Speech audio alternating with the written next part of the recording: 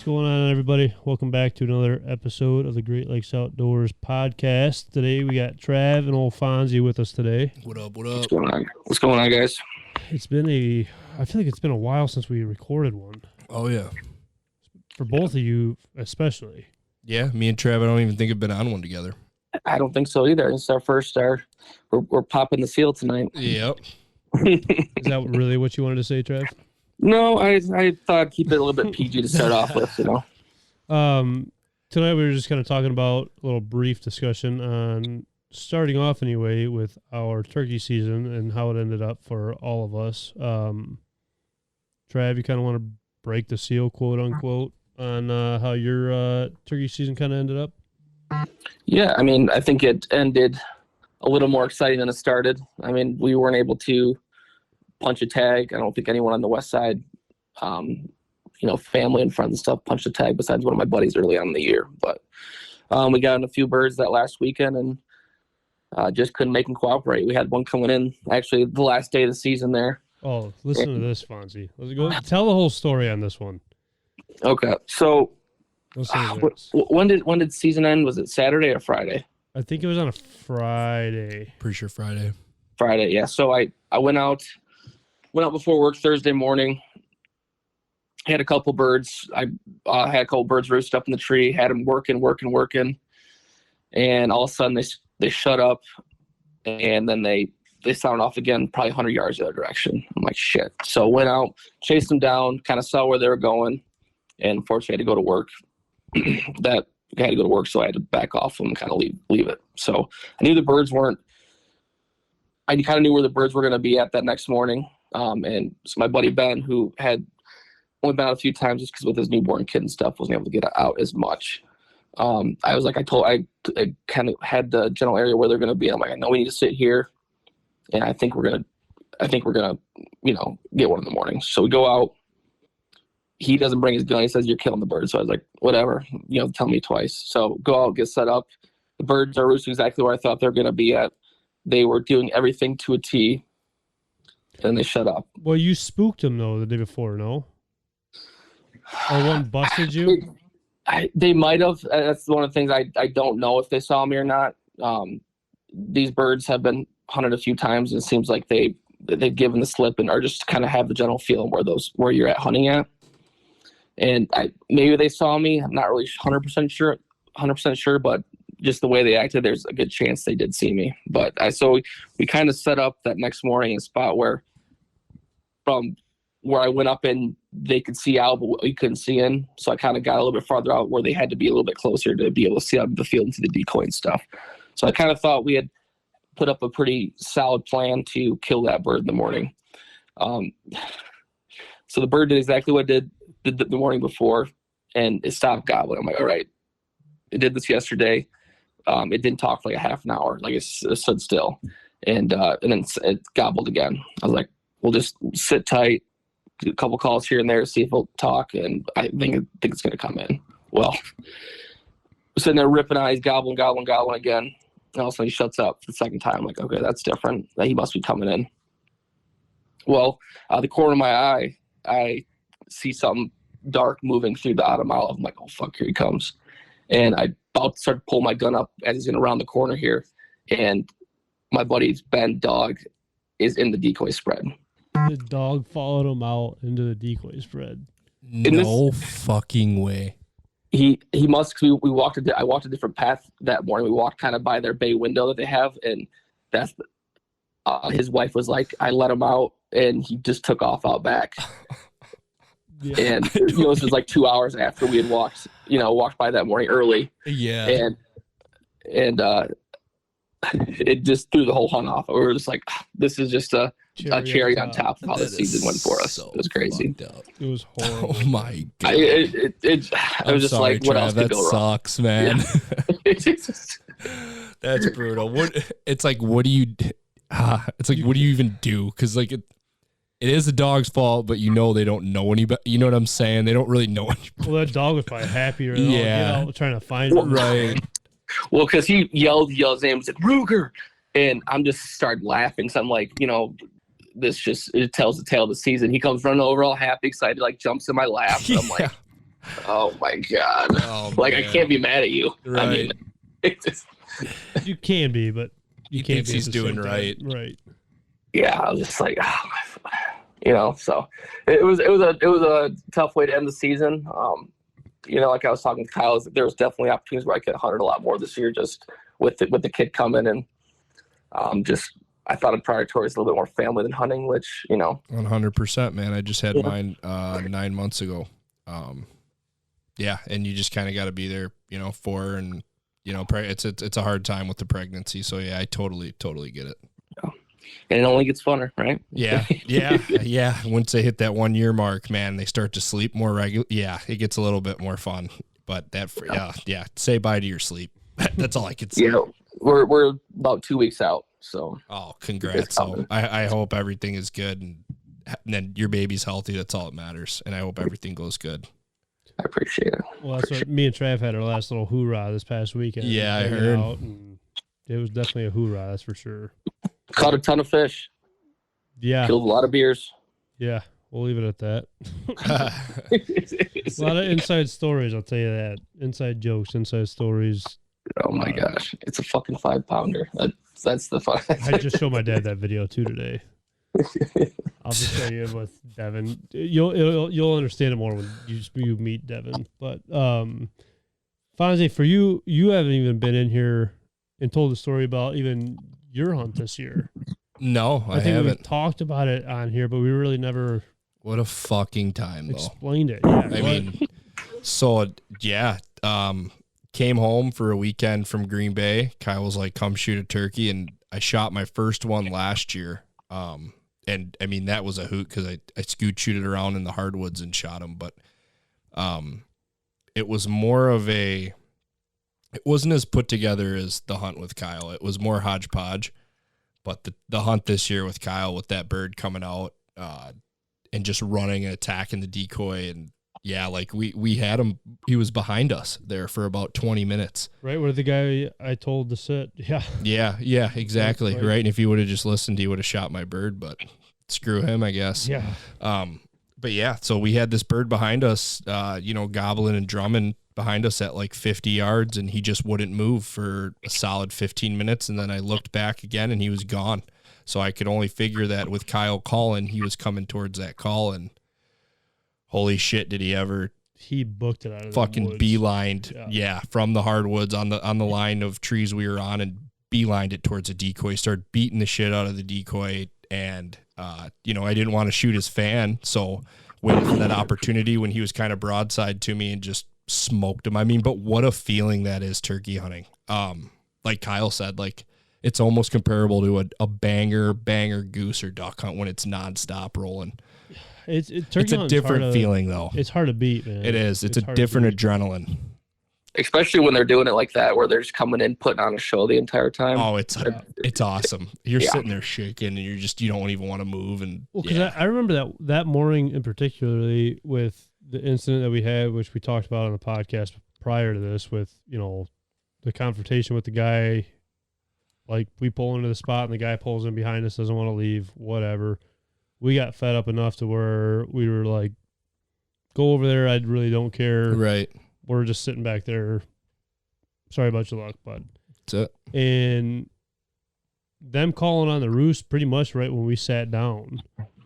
And then they shut up for a little bit. And then I remember there was one call that was a little higher pitch, and it just sparked them right back up. Yep. And I shut up for a while, and they were out behind us. And I want to say Goodman said the bird was like 20, 15 yards behind me at one point. Yep. Walked back down the tree line, and here he comes just bolting in, man. And then that other town was behind him. I mean, he was 15 feet to our left walking through those woods. He was close. He was close. He was really close. What a rush that is, man. I'm hooked now. I'm completely full blown addicted. So, well, I'm glad you weren't there when Paul came out with me, because we got downpoured on that. I know that was a hell of a morning. I heard. It was so it was probably after the last turkey update podcast we did. We took Paul Hinman out, and we sat there in the morning. We're like, bring the blind out or not bring the blind out. We'll just sit on the ground. I don't think it's gonna rain that bad. Well, little do we know it was going to piss poor rain the entire morning. I felt like the Forrest Gump movie where it was raining upside down on us, and it was filling up our noses. I mean, I'm sitting there with a fabric bag over my head trying to keep the rain off of me, and it's just pissing. And that bird comes, it flies out of roost, hits the ground, stays there for about a half hour, it seems like. Get another bird to gobble to the right. I tell Paul, I'm going to take a look at the bird on the right, or try to find that bird on the right. You keep an eye on the left. I thought I heard him say he's coming, so I pan over on the camera to like video it all. Yeah. Next thing you know, boom, after I can't find him in the camera, I'm like, what are you shooting at, man? And I look in the decoys, and he's flopping right there in the decoys. And I think that was the last bird of the season, but boy, was it a ride this year and a hell of a year for us turkey hunting. Dude, it was awesome. It was a very, very solid year for us. One that's going to be tough to beat for sure. Yeah, just super thankful to come out and be able to shoot that bird, man. It just, dude, I can't even describe. I replay that shot in my head all the time. Like that's good shit, man. Well, that's a different adrenaline. Especially with you moving back now, which congratulations again. I mean, thank you. Huge. Hell yeah. Trav, he bought Lauren's old house. Oh, awesome. Heck yeah. Kyle said something about it this weekend, but nothing was finalized yet, so that's awesome to hear, man. Yeah, we're good to go, man. So my boy's going to grow up the way I did on the water and duck hunt in the water and fish in the water, and that's all I wanted, man. So yeah, that's awesome. Great spot, man. We're super excited. A lot of long nights at the podcast room coming up. Oh, yeah, to be continued. I mean, without really cracking down too much in the turkey season, because we're going to have, I think, one or possibly two more podcasts so we really break down this past season. Now that season's over, what's the plan for everybody? What are we doing in the off season to get prepared for next year's deer season, turkey season, or even waterfowl season? What is your summer plan, Trav? Besides the baby. Besides the baby, I'm going to be fishing as much as possible. Well, you got the food plots, though, too. Oh, food plots?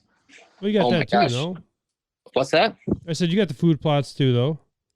Yeah, I got the food plots. I have one that's done. I have like a summertime food plot mix in it, a bunch of greens and stuff like that, easy on the deer stomach. And I'm doing a lot of maintenance. Made a ton of trails, trying to open it up a little bit back there. The last 2 nights it's been drying up because I have a bunch of swamp in the backside of my property.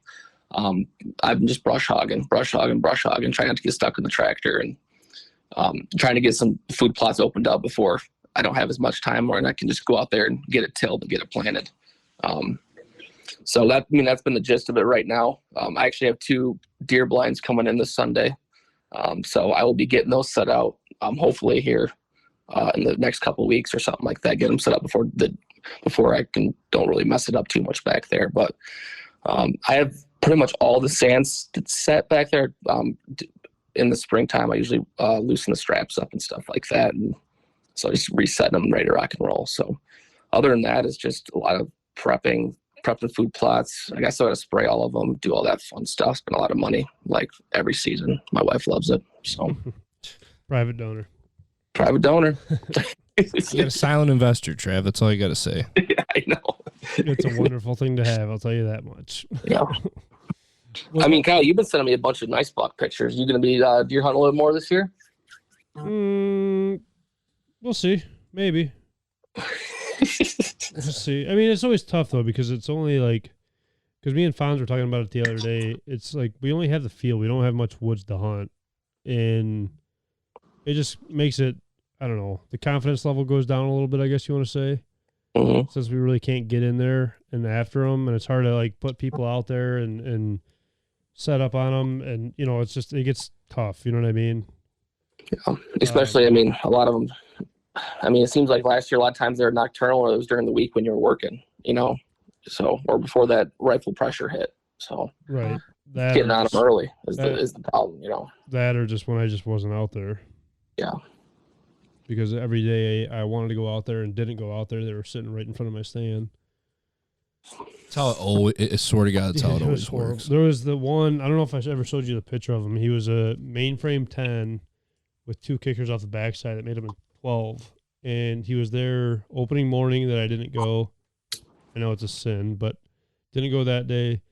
And then there was one day at work where I told the guys, I was like, hey, I'm useless right now. Like, I'm going to leave early. I'm going to get out to the stand. I have a good feeling. I ended up staying like another hour and a half later than I wanted to. Park the truck. By the time I got out there, park the truck, get everything situated, start walking out there. The phone dings. He's right in front of the camera again.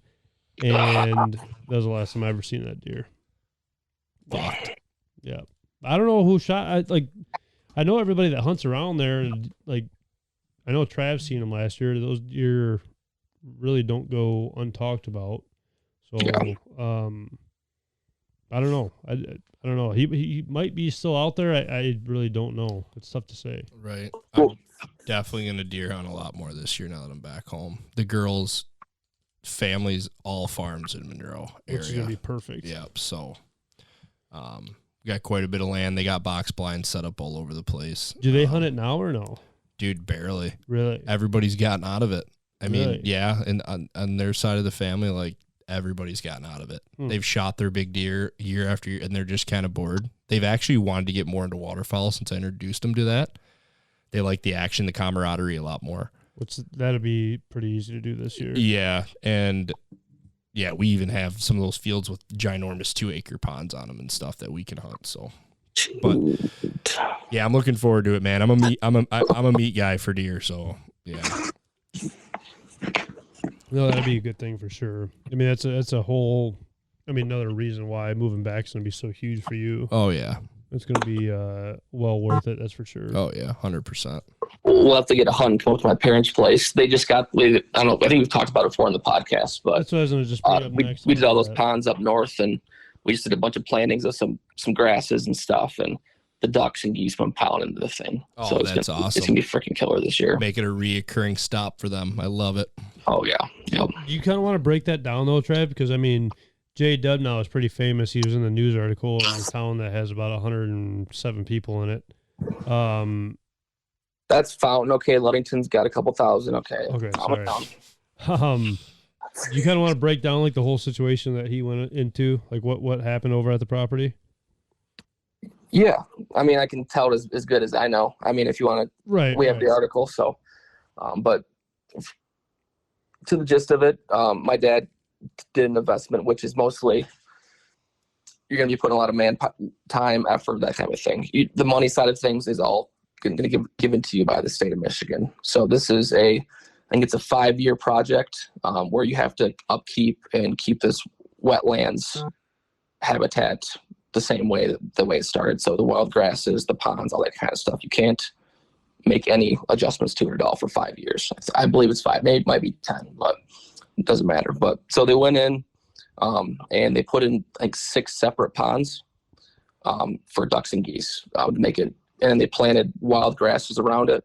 And we went out there, it was 3 weeks ago, and planted millet, rice, all that kind of stuff. Yeah. For the ducks and geese to feed on. So we were thinking it was going to be a huge draw for ducks and geese, which it has been. But just the deer tracks alone outside of them is insane. You know, it just seems like it's a highway. I think my dad went out there the other night and said all the deer were just surrounding the ponds, you know, like drinking, doing that kind of stuff with them. So I think it's going to be a game changer for the whole property. The one thing, my dad loves planting trees.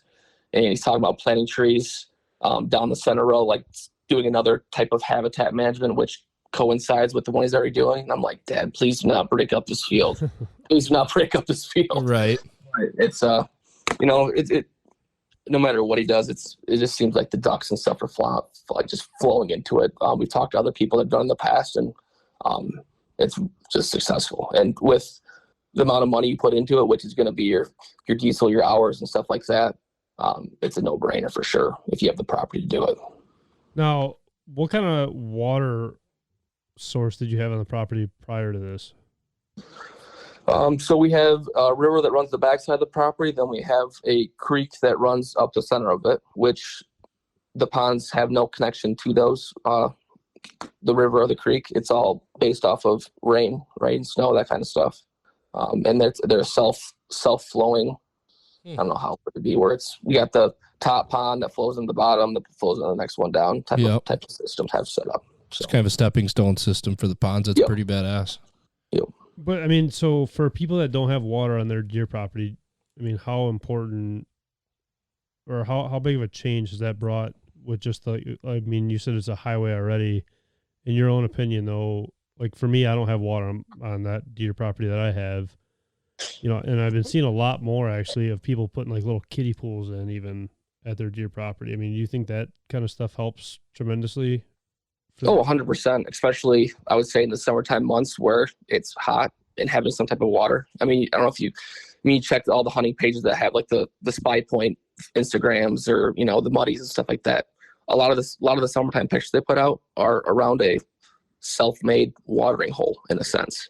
I've actually been thinking about doing it on my property that I have here because there is no water on it. And I think that'd be a huge draw because you think deer have to eat, sleep, and drink.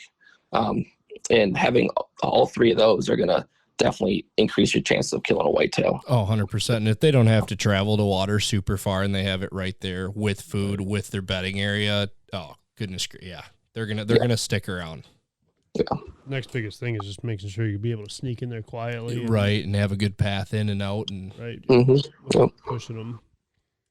I mean, that's what, I only have that one creek running through the woods that, where the creek's at, I'm not able to access, but I've been thinking about putting a little kiddie pool, but the biggest problem I'm having is like bacteria growing in that kiddie pool. Yeah. Like having to go out there constantly and refreshing the water and you know, it's kind of a... Yeah, it's kind of a hassle. I do think I've seen before where they have like these tablets you can throw in them, which kills the bacteria. I'm not sure how true that is. I feel like I've seen it somewhere, but there's got to be something where you can either put in, you know, rocks or something in the bottom where it slowly filters out or something like that, you know, to try to help with that type of stuff. So I'll have to look into that because, I mean, luckily the farmer, I mean, he doesn't really care what we do as long as we're letting him know about it.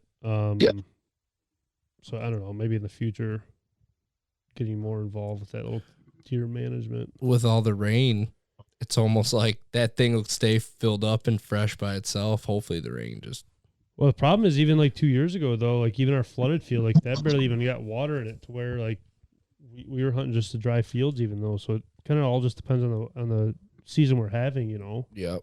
I mean, I'm hoping we're having another wet year, but for our sake with the birds and stuff, you know? Oh, yeah. I mean, do you have low spots in some of those fields where it'll stack up like that? So the flooded corn last year, that was all natural. Really? Yeah, that was all, like, we didn't do anything. Oh, you didn't pump from that? No. Oh, shit, I didn't even know that. Yeah, that was all natural. And then... well, that's badass. That's cool, man. That's huge. Yeah, like, it's super grateful to have a property like that, you know? Especially where we live, man. Right. Jeez, that's like gold. Right. Well, that actually has a little bit of gold in it because I dropped my iPhone in it last year. Rose gold, baby. We don't talk about that much, so because I'm still missing pictures and videos, and I'll show the guys at work since I just changed jobs and stuff. It's like, oh, check this out. Oh, never mind. fuck, wait. Yeah, exactly. It kind of sucks, but most of the fields are tiled now, to where, you know, obviously it'd be tough to like have the water stay in there. Right.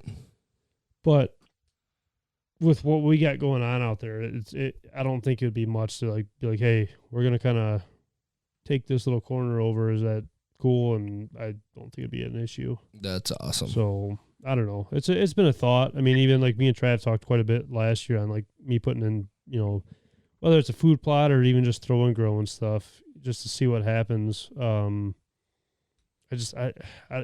got to do more research on the deer aspect of things, you know. Yeah. I used to be huge into it, like planting clover and alfalfa and all that. And it's tough, man. Because like for me right now, it's maintenance, man. It's from the tree line to the beans, which it's beans this year. So it's like, is it worth throwing that down? Because are they going to just absolutely destroy that little section by the time we actually get out there and hunt it? Or are they going to leave it be for hunting season. It's you don't know, right? right. Yeah, I mean it's hard. I know a lot of guys. What they'll do is they'll throw like a fence around it, just so the deer won't eat it until that crop is ready to go. That's pretty smart. Yeah. It's just. But tough. I mean, like in your situation, Kyle, where you're hunting over an ag field, it almost might be worth it to do something where you're looking at a late season type of food plot where the beans or the corn's cut. There's nothing out there anymore. They need something to eat, and that's that food plot that you have, so. I mean, it's basically like an Iowa situation, it's a bunch of corn-fed deer out there, so it's like, I feel like it'd be beneficial, but I just feel like I need more property to actually do it the right way, Yeah. You ever buy Iowa points? Did you ever start? Mm-mm. No, I used to do it. No, we just stopped. We started. I was doing the bear and the elk for Michigan a while back, and then apparently we got to start back up because the bear up at the cabin up north. They've been all over the place. Really? Like crazy, man. Dude, I'd love to do that. I'd love to draw for a bear. Trav actually showed me probably one of the craziest trail cam pictures I've ever seen this past weekend. You kind of want to talk about that, Trav? Which I didn't even know this was a thing. I'll show you, Fonzie. Yeah, so one of my dad's buddies sent him a picture of a black bear up by us with a fawn in his mouth. I'm looking at it right now, Trav. Holy moly. I've never seen anything like this before in my life. Yeah. Goodbye, baby fawn. Your dinner, buddy.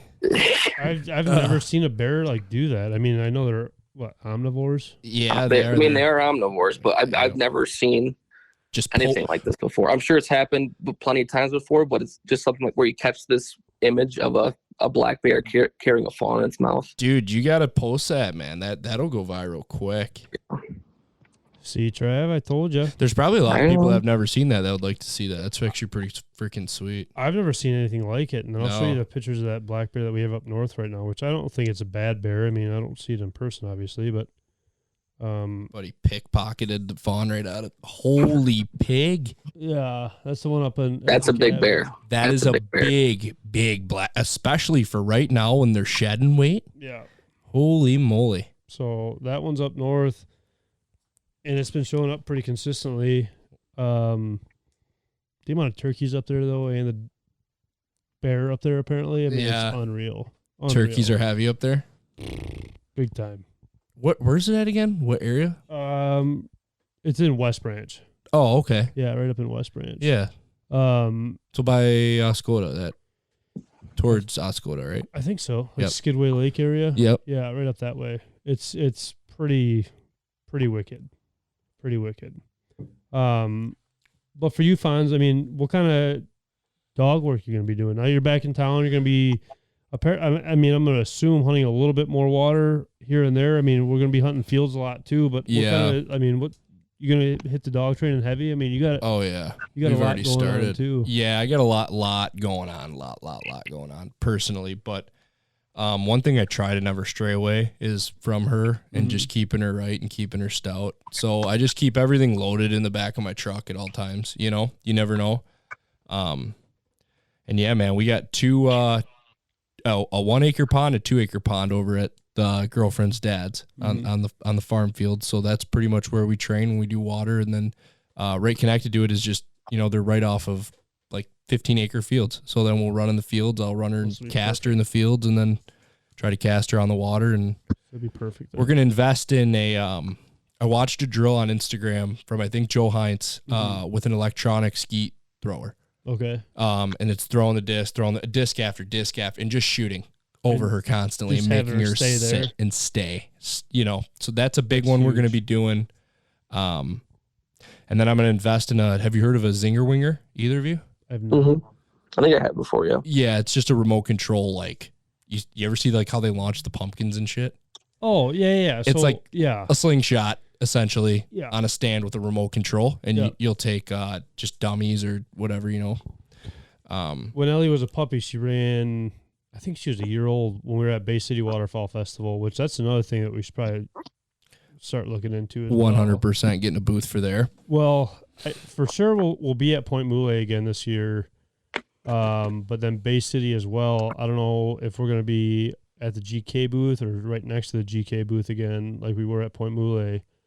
But when Ellie was a puppy, there was like a bronze, silver, and a gold kind of thing, whether it was a single retrieve, a double retrieve, or a triple retrieve. And I want to say she had a triple. I could be wrong. I don't know, but they had the kind of same concept. They had like the duck quacking, and the next thing you know, the thing launches, and then another one launches, and then the dog's got to be able to, point differentiate. It's got to be all. But those are huge, though. Huge. Oh yeah. For training purposes. Yeah, humongous. Oh yeah, and you just mimic the shot. Take a shotgun with some blanks or whatever, some old shells, and you mimic that shot and hide that zinger winger. Not from right. Yep, and yeah, and shout out to my girlfriend. She's a huge help. She comes out with me every time, like to set the dummies for me, so I can sit there with her, and that's nice. So yeah, that's my biggest thing is just the dog training. Well, now that you're back in town too, I mean, Brandon's right down the street here. He's got that pond in his backyard. Yeah, and he's got the poodle, right? Yeah, the poodle's. How's the poodle doing? The poodle, Mr. T. The poodle got sent away for training. Oh, really? He sent it away to the Tri-State boys over there down in Ohio. Shout out Dusty Baker there. Yeah, Dusty. Mm-hmm. Hunter moved down to Arkansas, which I should ask him where exactly he's at. I never even thought about that because I talked to him quite a bit still too. Okay, I don't think I've talked to Hunter before, but that's freaking sweet. So Dustin is still down in Northwest Ohio. He sent her over there. Great on commands wise, but is still struggling with picking up bumpers and she's a very stubborn dog. It seems like. Oh yeah, I feel like poodles are just genetically stubborn, right? They kind of do. I mean, super high. Like I don't even want to say high strung. Just like has the drive. Like has the. Oh, there's my phone. The want to do it, but she doesn't want to do it at the same time. Like she runs up to the bumper and will do everything right, just doesn't pick it up and then runs right back. Like heel's fine, everything. So we'll see how it goes. But I was telling Brandon, we get a couple dogs out there, get her in the mix. Hopefully, maybe it'll kick her drive into gear because you bring my dog around other dogs. I've never seen my dog so locked in. Yeah. She's like, nobody's getting a bird. Yeah. I'm listening to everything Dad says. Dad says go over, I'm going over. Dad says go back, I'm going back because I want that bird. Yeah, so hopefully we can definitely we got to do that this summer. When you get everything situated at the house, we'll start doing that because I even told Brandon that this past year where I wanted to start even if it's 15 minutes a day or whatever it may be. Yeah, let's go over to the pond or a field or whatever it is. Because it's almost like going to the gym, right? Like 100%. You got to have that partner kind of push you, and then if you don't want to go, that gym partner wants to go, right? But, vice versa. And we're so spoiled. I mean, we have all the land and agriculture to do it, so we need to just do it, And then, it's just doing it. That's the issue. Yeah, just taking time out of your day and being like, "Yep, I'm gonna go train my dog for an hour, half hour, whatever it is, including travel." And that's gonna be one thing too, where this year. There's not a whole lot of wheat going on, man. I'm super nervous about this September for the goose season. You said there's not a lot. I didn't hear wheat. Yeah, there's not a lot of wheat at all. Not really. I mean, it's here. I'm seeing a lot of corn, which is good for us in the later season. Which I just talked to Q-Tip from Migra today, and they're gonna again talk about coming up this year and hopefully making it work. I don't know how they do. Shout out Migra. 100%. Just their schedule alone, though. I don't know. How they even they're going to Arizona this year. They're going to Kansas, Idaho, just a bunch of different crazy places. So hopefully they come by, but it'll be great for when the corn comes down. But until the corn comes down, I think it's going to be a tough year. Yeah, I think it's going to be tough. Which, in my opinion, for waterfowl season, it's only going to be as tough. It's going to be tough if you don't put the work into it. If you don't spread out from where you're at, then it's you're gonna have what you're gonna have. But if you spread out, make new connections, new properties, new this, new that, then you make the season what it's gonna be. Well, we'll have a separate conversation for that, and we're gonna get on that and figure out how we can start some substations. Yeah, no, I think this year is going to be one to remember for sure. I think so too. Hopefully the weather helps us out. Especially with some I mean, one of the biggest things that we picked up even from the turkey season, which we got to make kind of time for a conversation with videography this year, which I'm super excited about. Yeah. That's going to be huge with the person that is going to be possibly coming in and videoing for us. That's going to be freaking huge. Yeah. If that happens, that's going to be a game changer for sure. Really exciting stuff. So I just talked to him again today. He's totally come down for another podcast and to talk about all that stuff. So I'm excited about that. But I bring up the wheat situation because usually we do the pigeon hunts. Right.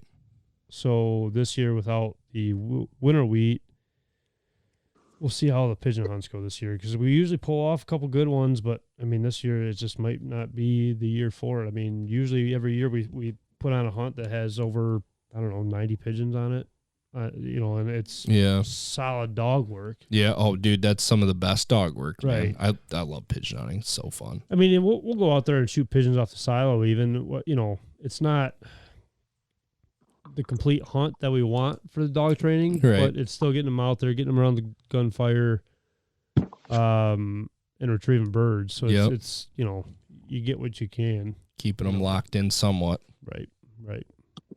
Any big plans for old Brody there, Trav?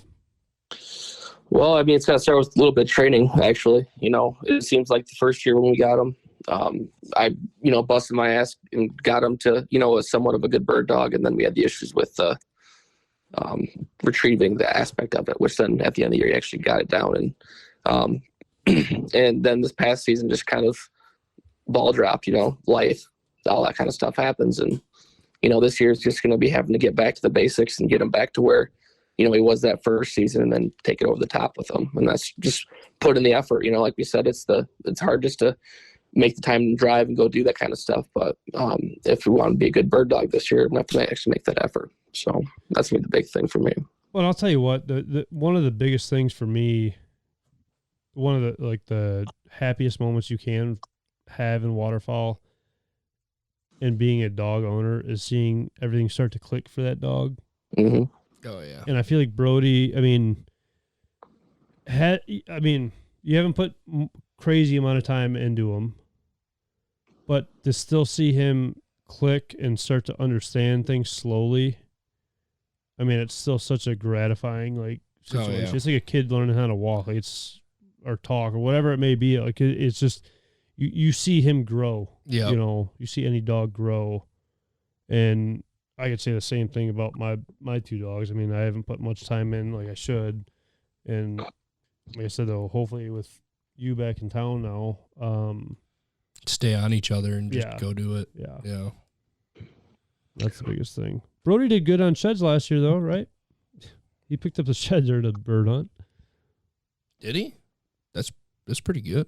Oh yeah. We went out, walked 3 miles into a public marsh, ended up killing one mallard, and Brody took off to take a shit, and came back with a shed in his mouth. Really? No idea. I have a funny same exact story when I was trying to train Dixie, just overall, just trying to get her to retrieve when she was a pup. I had her on this big ass creek out by Sibley, random spot. And, I sent her across this creek because I threw the bumper across the creek because I wanted her to go. It was when I was getting her into the water too at first. So she'd swim across the creek. She'd get up on there and come back. Well, she didn't go for the bumper. She went for something else. And I'm screaming at her, "What the hell are you doing? Get over here, blah, blah." Comes back with a freaking 4-point shed in her mouth. No Shit. And she was I don't know. I want to say maybe 5-6 months old. That's crazy. Yeah. And I was like, dude, you're awesome. Dual purpose. That's nuts. That's what I so wish Ellie was she was kind Ellie's a good dog though, dude. She was slacking on the sheds this year though. She was slacking big time on the sheds. Years prior, she was on them big time. I go tell her to find the bone, and she would go out there find them. she literally, like, there was a dead deer sitting in the middle of the field. Yeah. She sat right in the middle of the field and waited for me to walk all the way over to her, like, 'cause she couldn't drag the whole deer that's back. freaking awesome. It was a big old 8-point that was sitting in the middle of the field. Really? Yeah. And this year, I don't know, stubborn in age, maybe. I don't know. How old is Sis? She's 6 now, I think. Okay. 5 or 6. So she's like in her prime. She's at her peak. She's there, but I've said it before. It's almost one of those things that you hate to say, that it was almost like a test dog to an extent with the training purposes, like training side of it. Like she is one of the smartest dogs that I've ever been around, but I just never put enough time into it all. Yeah. When she was younger, I put a lot of time into it. And Rip's the same way. Rip is and same with Brody.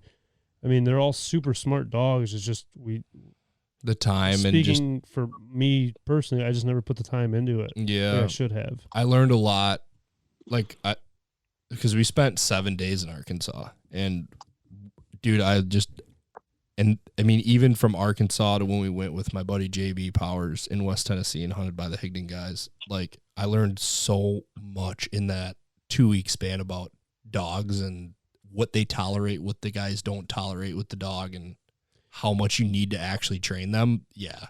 I feel like the hardest part is like just breaking away from the pet to like the house animal, like that you love, like the kid that you have with it, compared to a tool. Right.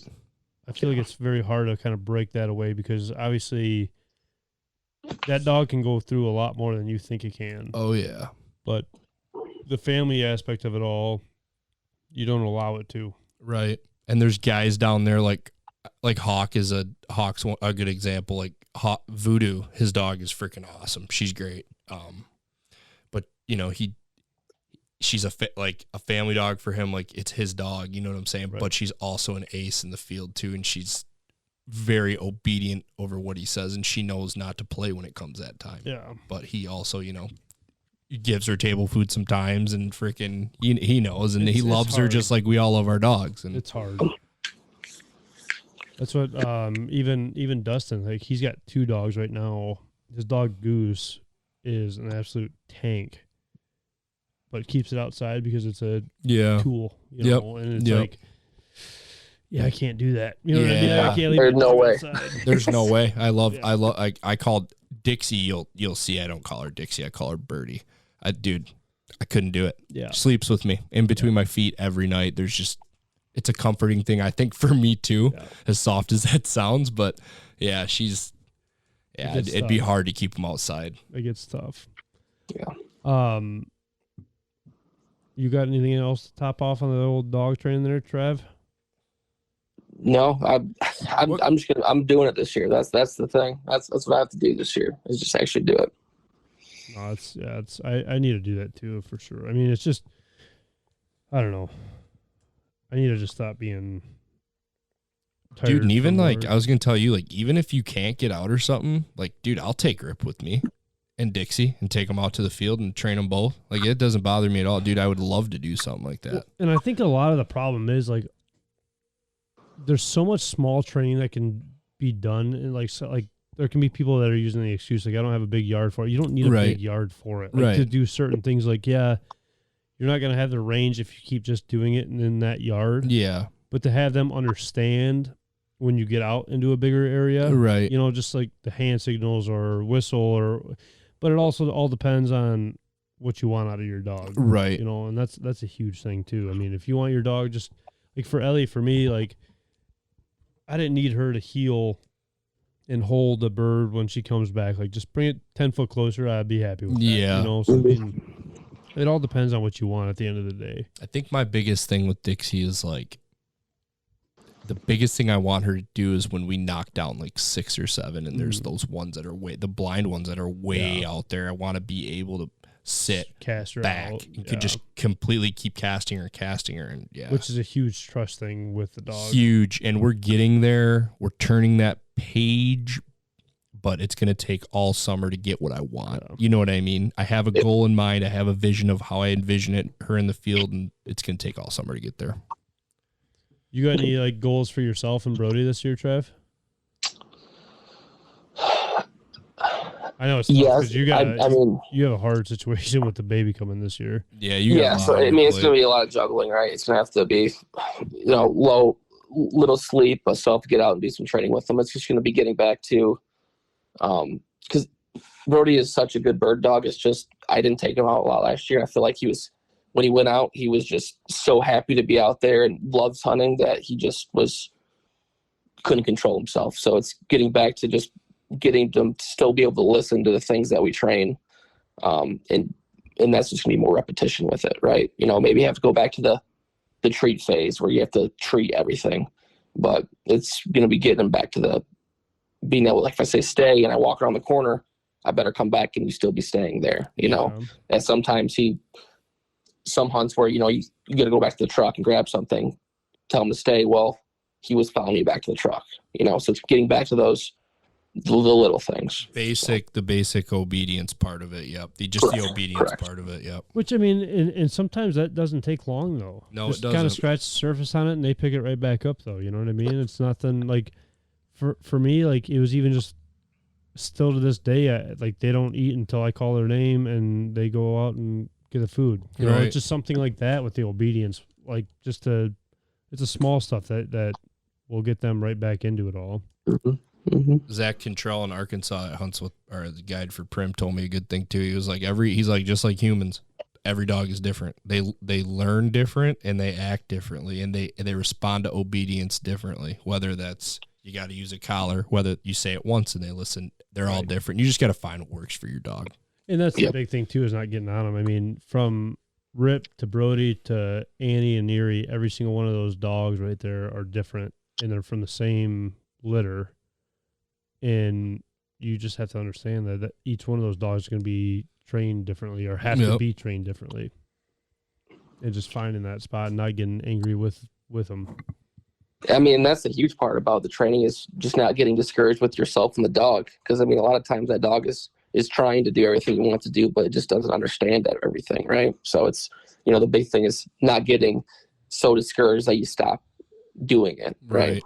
Well, and then I even catch myself too, like yelling at them, like, what are you doing? Like, we've done this 1,000 times. Like, well, how do you not know what's going on right now? But not realizing maybe it's a field or a situation that they've never been in. Like Rip for the first time in that flooded corn. I'm like, dude, what are you doing? Like, you're running past all these birds. He's just wanting to play in the water. Yeah. He's never seen it before. Can I blame him? No, because it's all new smells. It's all new. It's a whole new atmosphere and stuff. And so it's, even like those situations, you like patience is a key. And I told those guys when we first started hunting over the dogs, like, they might burn a flock or two. But it's going to be worth it at the end of the day. Yeah. Or at the, towards the end, it's just something that has to be done. Right. 100%. Has to be done. Well, getting out of the dog training, Trav, have you been seeing any poults or any fawns over there? I have actually not. Really? On this property, on my own property. My dad up north, he's seen a few fawns, and haven't seen any poults, but been seeing a ton of fawns. I don't know if I have a ton of raccoons down here and a couple coyotes. Maybe that's causing the issue, but I haven't been seeing the birds like I've seen earlier in the year. So I don't know if they moved on to a different area or what it is. But Ben, on the other hand, all the birds came back. So yeah, no kidding. I gotta actually, I forgot to tell you this is, my girl told me that her dad said he was out on one of their properties and there was a bunch of coons ripping apart a fawn. I did not know they did that.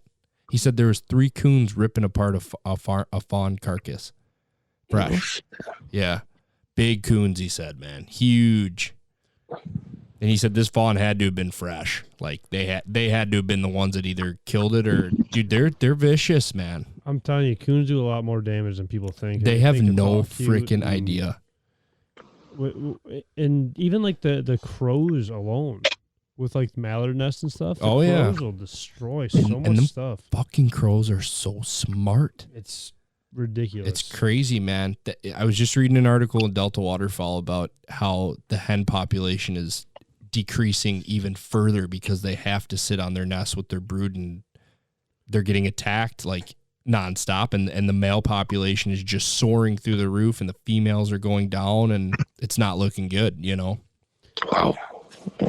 Mallard populations, it's multiple things, though. I mean, it's a 3-to-1 ratio right now. Delta Waterfowl says males to females. Really? Yeah, which is fucking terrible. And they said if that trend continues through like 2035, their prediction is that they're going to literally have to step in and start coming up with some type of solution to protect these hens that are sitting on their nest, because it's getting that bad. Wow. Yeah. Wow. I'm a nerd when it comes to that shit. No, that's pretty incredible, though. It's wild, man. But then think about it. You always see a fuck ton more drakes than you do hens. They do. Yeah. Which is crazy to think, though, too, like how many people pass up the hens even. You know what I mean? Like there's so many people that, like, I remember there was one post that we did a couple years, maybe a year ago or so. And we got bashed for how many hens we shot.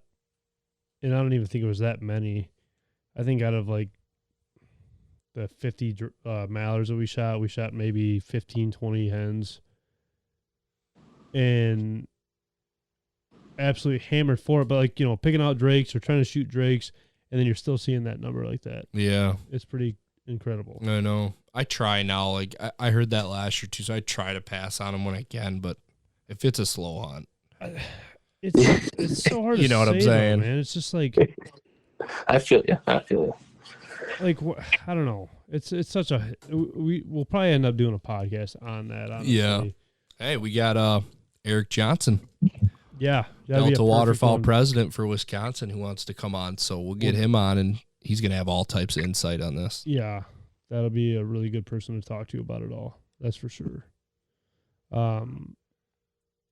No, I've only seen a couple fawns though this year. I haven't seen too many. I haven't seen any poults. But fawns for us though, like I don't know if you remember, Trav, even last year, that deer property that I have, I barely ever see any even like does. Mainly all bucks. Really? All bucks. I mean, maybe a doe here and there. I don't think, correct me if I'm wrong, Trav, but I don't think I seen over 3 does all deer season even. Yeah, I mean that's not. I mean, in the hunts you're seeing 1 or 2 deer. A lot of times they were smaller bucks, you know. So, yeah, I don't think I was seeing. Not that they're not there, but I just was not seeing them like at all. I don't know, but I mean this year, their cameras. I mean, it's early. I mean, I've been seeing mostly bucks too. I mean, I think I have 1 doe that frequents a camera, but other than that, they've been bucks. Well, hopefully you actually pull the trigger this year, not just let a nice one walk away. You know, that's the plan, Kyle. Don't rub it in, man. Well, the plan was to shoot a turkey this year too, and how that one go, buddy? You know, I saw a 2-year-old. I wanted there to be a 3-year-old. You know, 3-year-olds are better. Oh, that's just right up your alley, right there. Yeah, 3-year-olds are better. I'm telling you, Fonzie, this guy kills me sometimes, dude. I can't, Trav. I can't wait to meet in person, buddy. We gotta kill some beers. Hell yeah. Well, especially now that Fonzie's moving back and then moving into the house that he is, it's gonna be perfect, dude. It's gonna be a hell of a year. It definitely is. But Trav, you got anything else? No, I'm good on my end.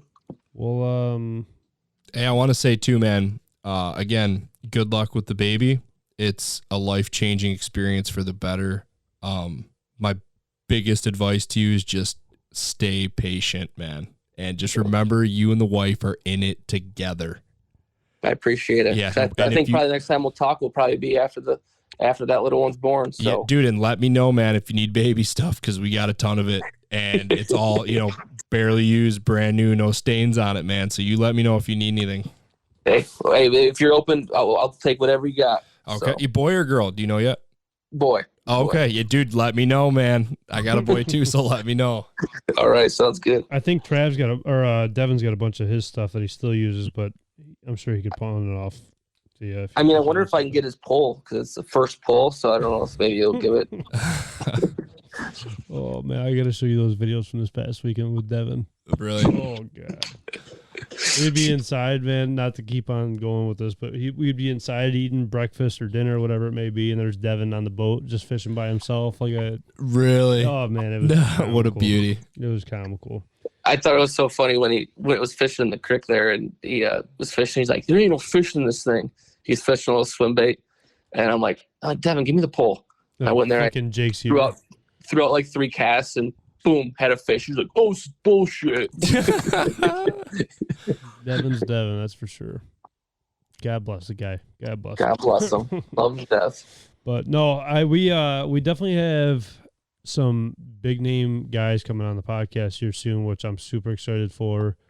You know, there's a lot more talk for this off season that we're going to be having, and honestly, I'm super excited for what the future is going to be holding with the podcast and for just hunting seasons in general. It's going to get an exciting year. Pretty crazy, that's for sure. We're going to grow this thing, man. It's good stuff in the works. That's for sure. That is for sure. But, well, Trav, I appreciate you jumping on. Fonzie, I appreciate you coming in and late notice. And I appreciate everybody that tunes in every week and stays involved with us and stays in contact with us. And I guess until next week. See you guys. Adios. See ya.